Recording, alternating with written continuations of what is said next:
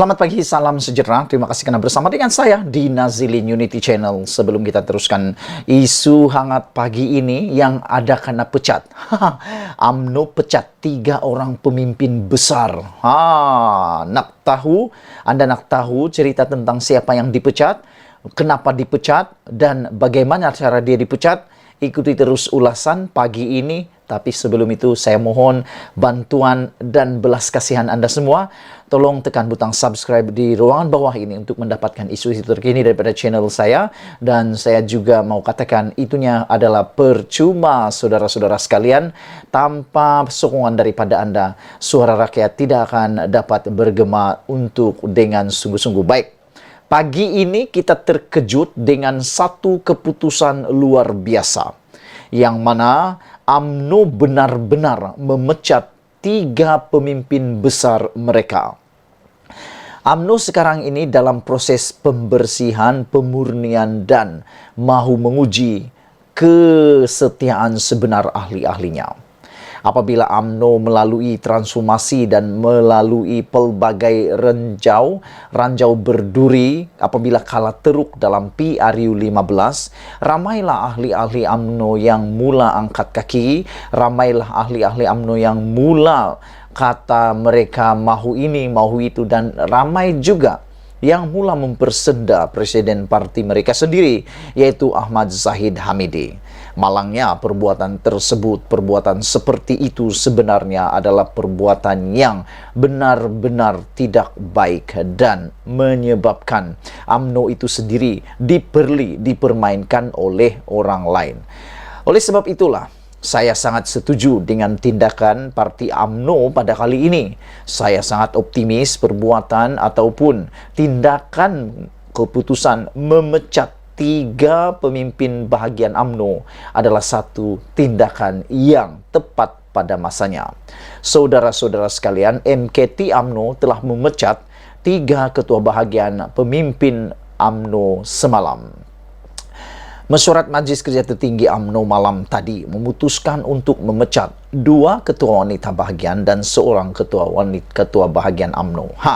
Persoalannya hari ini ialah ada ramai yang membuat spekulasi. Kononnya yang dipecat itu ialah Ismail Sabri Yaakob, Hisamuddin Tun Hussein, dan juga salah seorang lagi adalah Khairi Jamaluddin. Mereka mengatakan itu spekulasinya, namun saudara, itu adalah fake news, itu adalah berita palsu. Tidak ada pemecatan terhadap Ismail Sabri Yaakob, Khairi Jamaluddin, dan juga Hisamuddin Tun Hussein. Tiada pemecatan untuk mereka bertiga. Tapi yang dipecat siapa? 3 pemimpin bahagian UMNO. Ahli MKT UMNO yaitu Datuk Dr. Muhammad Puad Zarkasi yang mendedahkan hasil mesyuarat itu berkata, ketiga-tiga mereka dikenakan tindakan disiplin kerana mencela parti termasuk Presiden UMNO itu sendiri. Bagaimanapun, beliau tidak mendedahkan secara terperinci individu terbabit. Tapi selepas ini saya akan dedahkan kepada Anda salah seorang daripada individu yang dipecat itu. Tapi ikuti dulu ulasan ini sampai akhir, baru saya akan sebut siapa orang yang benar-benar dipecat, yang benar-benar Anda akan pasti terkejut, saudara-saudara sekalian. Kita minta parti bertindak tegas, kata Puan. Kenakan tindakan disiplin kepada mereka yang bukan sahaja mencemuh parti, tetapi mencemuh presiden parti. Ada dipecat ahli UMNO bukan MKT, kata beliau, 3 orang, 2 ketua wanita bahagian dan 1 ketua bahagian kerana mencemuh parti serta berkempen untuk pihak lawan. Untuk berkempen bagi pihak lawan ini, bagi saya ini perkara yang benar-benar tidak boleh dimaafkan. Kerana ini boleh dikata duri dalam daging, musuh dalam selimut.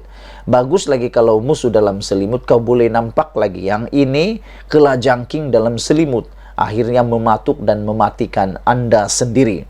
Jadi tepatlah, sesuailah mereka dipecat.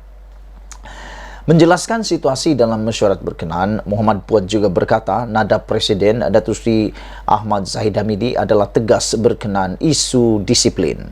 Katanya, Ahmad Zahid menegaskan tidak akan sesekali berkompromi dengan ahli yang memburukkan parti, termasuk membocorkan intipati mesyuarat parti kepada pihak lain. Selain itu, satu lagi, hari ini Presiden Parti agak tegas dalam isu disiplin dan beliau tidak akan berkompromi dengan mereka yang suka memburukkan parti termasuk membocorkan hasil mesyuarat MKT, kata beliau lagi. Dalam mesyuarat itu, dua naib presiden yaitu Datuk Seri Ismail Sabri Yaakob dan Datuk Mazhir Khalid tidak hadir. Yang ini benar-benar membuatkan kita semakin hairan dan bingung. Kenapa Datuk Seri Ismail Sabri Yaakob dan Datuk Seri Mazhir Khalid tidak hadir?